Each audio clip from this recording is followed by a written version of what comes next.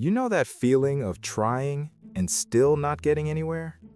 Like, you're cutting expenses, you're doing it right, and somehow the person next to you, the richer one, pays less than you do for the same product, and you never really understood why.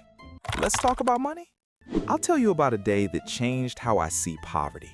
I was at the grocery store, normal supermarket, normal neighborhood, and I realized I was doing a kind of math I thought I'd stop doing, adding everything up in my head, checking the price of every item like it was a test. Like, am I allowed to buy this? But that month, I had money. I was doing fine financially. And still, my body didn't believe it. So I ran a test. I called a friend of mine who grew up in a wealthy neighborhood, asked him how much he pays for milk. Same milk, same brand. He pays $3.50 for half a gallon. I pay $2.50 for a quart. Price per unit? Him equals $7 per gallon. Me equals $10 per gallon. I'm paying about 30% more for the same milk. And this is where it gets weird, because he's not paying less because he's smarter. He's paying less because he can buy more at once. Volume, scale. Money you don't need to spend immediately. Poor people spend $2.50 today because $2.50 today is all they have. Richer people spend $3.50 today because $3.50 for more volume is an investment, not a squeeze. The price is not the same. The system charges more from people who have less. Now multiply that. Milk, bread, rice, beans, oil, meat, everything you buy in small quantities because that's all you can afford at once. In lower income neighborhoods, everything costs about 20 to 25% more. In a month, that's $80 to $100 just in what I call a poverty tax. In a year, that's over $1,000. It's invisible, it's legal, nobody calls it exploitation because that's the market, but it is exploitation. Then I started thinking about credit. A low-income person takes a personal loan at 25% APR. Credit card, 30%, 35%, sometimes 40% APR. A wealthy person gets a loan at 7 to 9%. Credit card at 15 to 18%. Same bank. Is one of them actually more risky? No. The risk isn't the same, but the pricing gap is way bigger than the real risk difference because poor people are afraid of not being able to pay, and the system knows it, so it charges. If you put $2,000 on a high-interest card, you might pay $2,800 after interest and fees. If a wealthy person puts the same $2,000 on their card, they might pay $2,400. For the same money, you paid $400 more, not because you're irresponsible, because the system applies discriminatory pricing. We don't call it discrimination, we call it a credit score. But there's something else nobody talks about: time. A poor person spends 2 hours a week hunting for the best price, 3 grocery stores, comparing lists, bus to bus, time that was supposed to be rest, time that could have been used to learn something new, time that could have gone into a side hustle. Instead, it's spent saving pennies. A wealthier person? They click a button. 30 minutes later, everything's at their door. Now let's do the math. Say that poorer person has a side hustle that pays $12 an hour. 2 hours a week price hunting equals $24 in lost income. Per month, about $100. Per year, over $1,200, just in time. And that doesn't even count the energy cost, because after 2 hours running store to store, you're tired. When you're tired, you don't study, you don't think creatively, you don't build anything better. So you get stuck in a loop. You spend time saving cents and have no energy left to earn dollars. Now here's a pattern I started noticing. Every time you earn a little more money, your basic costs go up, not because you're irresponsible, by design. A poor person gets a raise, rent goes up. Everything recalibrates because now you can afford it. You stay poor because the system adjusts in real time.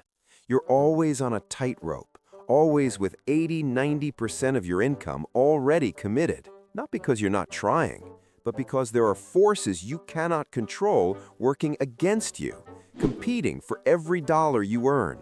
And here's the part I find most unfair. Because you can't buy in bulk, can't get cheaper credit, can't save time, the wealthy person starts even further ahead. Mid-race, they already have more time than you, more money than you, less stress than you. They don't need to be twice as smart. They started winning. So when you're gasping for air and they're relaxed, that's not a discipline gap. That's a system gap. And this is when the anger finally makes sense. It's not frustration, it's clarity. You were blaming yourself. I'm bad at saving. My budget sucks. I'm weak with money. But the truth is, the system is charging a poverty fee, and you thought it was a personal failure. I tested this with a friend who's genuinely poor, extremely disciplined, perfect budget, cut even coffee. And I asked him, even spending less, do you still feel trapped? He said, yes, because every dollar I save is missing somewhere else. Nothing ever builds. Discipline alone doesn't fix this, because poverty isn't a lack of discipline. It's a lack of escape velocity. You can't climb out of a hole when every dollar you use to jump loses $1.20 to the system. Now, this is where the story could get depressing, but I won't let it, because here's something I learned. You can't beat the system alone, but you can play the game better once you understand the rules. First thing, kids learn in school that saving is good. Nobody teaches what kind of saving, because putting money in an account earning 1% while inflation is running at 6 to 8%, you're losing money every month. That feeling of, I save but never move forward, it's because you're playing the wrong game. Second thing, buy in groups, not alone. 3 families buying together get bulk pricing. Split car costs by carpooling with people nearby. Share knowledge instead of paying for every course alone. You're flipping the logic. Instead of competing, you're cooperating. And suddenly, the system loses some of its power over you. Third thing, and this one matters most, stop being ashamed.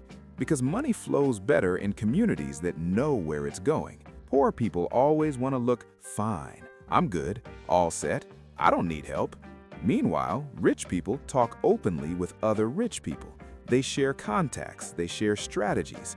Poor people stay isolated with the problem. I know people who escaped poverty not by earning more, but by stopping being alone with it. They found others in the same situation, shared strategies. Strategy became support, support became change. Now let's go back to the beginning. That feeling of, I'm trying but it's not working, it's not you. The system was not designed for your success. It was designed for your cycle. The bigger your cycle, the more money leaks out of it. You pay in prices, you pay in interest, you pay in time, you pay in mental health. It's a system, not a personal failure. So here's the real question. If you know the system charges a poverty tax and you know understanding the rules helps, what do? You do what wealthy people do. You learn, not alone, with people who already realize the game is unfair and are learning to play it better anyway. Because everything I figured out, someone figured it out before me. Someone who earned less than you knows something you don't yet. And that knowledge, it's worth way more than cheap milk. That's why people subscribe here, not for empty motivation, but to understand how the game actually works, to stop blaming themselves, to see that if you're struggling, it's because the system was built that way. And knowing that changes things. So if you're watching this and felt that tightness in your chest, that calm anger, that clarity of, oh, that's it. If you want to stop fighting alone, if you want to learn from people who already see the pattern, if you want to be in a place where nobody pretends the answer is just skip coffee, subscribe. Not because it helps the channel, because it helps you. Because you deserve to learn in a place that respects your intelligence, respects your struggle, and doesn't blame you for a system that was never neutral.